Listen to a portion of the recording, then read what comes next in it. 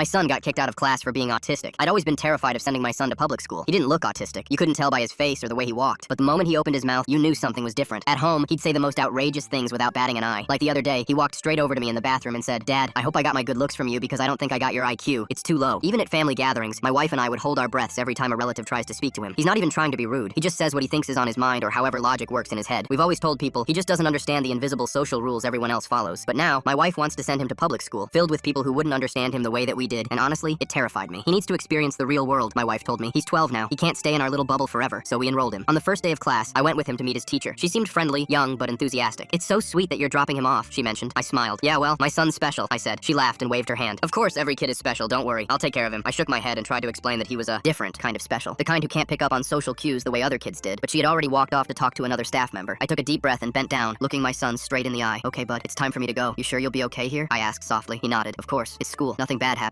Except for school shoot." "Right," I interrupted quickly. "Let's keep the bad things to ourselves, okay?" He shrugged and stepped into the classroom to look for his seat. That day went better than expected. My son came home talking about the new friends he made, a club he plans on joining, and even teachers he really liked. Maybe my wife was right, but then I got the call. 3 weeks into classes, the principal's secretary called. "Hello, sir. Your son has been removed from class. He's currently serving detention. We need you here immediately." I left work early and rushed to school. I found him sitting alone in the detention room with a blank expression. The teacher saw me through the door's window and gestured for me to enter the room, an angry expression already plastered on her face. "I've never had a student this disrespectful," she said, even before I could ask what had happened. "We've been trying to tolerate him, but he continues to be disruptive and have an attitude. Just last Monday, while the history teacher was giving a lecture, your son stood up and began arguing with the teacher." My son spoke up. "I didn't argue with him. He was just wrong, and I was right. He told us that Christopher Columbus discovered America, but that's not true at all. He only set foot on the Caribbean islands and other places along Central and South America. If he went to the museum and read the first-hand accounts, he would know this." "See?" the teacher shouted. "This is exactly what I mean, and it doesn't even stop there. Yesterday, while I was walking down the hallway, I overheard him tell one of his female classmates that her hairstyle was unusual. She was humiliated." "No," my son corrected again. "I said it was different, and that I liked it. I'd never seen braids like that before in person." The teacher rolled her eyes, then looked at me with a more serious expression. "Today, he said something incredibly rude to me directly." "What was it?" I asked, almost too afraid to hear. She smirked at my worried expression. I asked, "What would your parents say if I called them?" And he rudely replied, "Hello," like it was a joke. I smiled. "It's not rude. That's just what you say when you answer the phone," he explained. I let out a long sigh of relief and started to laugh. The teacher stared at me like I'd lost my mind. "I'm sorry, but he's autistic. You can't tell by looking at him, but he has a very high IQ and a very low EQ. He takes everything literally." The teacher's expression hardened. "That's a convenient excuse." I pulled out my phone and showed her the doctor's notes, the therapy records, the formal diagnosis. She barely glanced at the screen. "Well, if that's true, you should have informed me properly. You failed to provide accommodations. So sorry, but I've already recommended him for immediate expulsion." But before she could storm off, a group of kids blocked the doorway. "You can't do that. He's a good person," one girl said. "He's weird, yeah," one boy said, "but he's not mean, and he's definitely not rude." Another kid jumped in. "He says stuff that sounds off sometimes, but he's the smartest kid in class, and he's actually funny, like unintentionally hilarious." The teacher tried to interrupt, but more students backed him up. By the time the principal arrived, he'd heard enough. He overruled the expulsion on the spot. I looked at my son, surrounded by kids who understood him better than most adults ever would. He said things that sounded wrong, but somehow he'd made real friends who saw past the awkwardness and liked him anyway.